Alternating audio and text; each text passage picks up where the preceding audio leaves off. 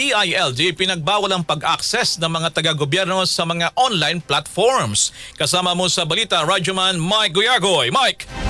RMN Live Report!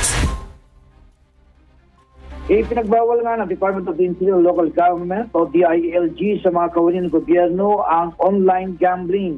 Sa inilabas na Memorandum Circular 2025-082, sakop ng pagbabawal lahat ng opisyal, kawani at empleyado ng DILG. At kasama rin dito mga attached agencies ng DILG at lahat ng mga elected at appointed local government officials.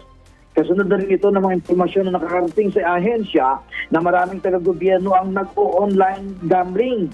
Batay sa kautusan, ipinagbabawal sa mga nabanggit ang pag-access sa mga online gambling platforms. Ang direktiba ay alinsunod na rin sa 1987 Constitution sa ilalim ng Republic Act 6713 at sa mga umiiral na presidential issuances. Maaari mo na kasi itong maka-apekto sa integridad ng serbisyo publiko at sa kredibilidad ng mga institusyon. Ang mga lalabag ay maharap sa administrative at criminal sanctions at ang direktiba ay epektibo sa lalong madaling panahon. Kasama mo sa BZXL RMN Manila, Radyoman Mike Guyagoy Tatak, RMN.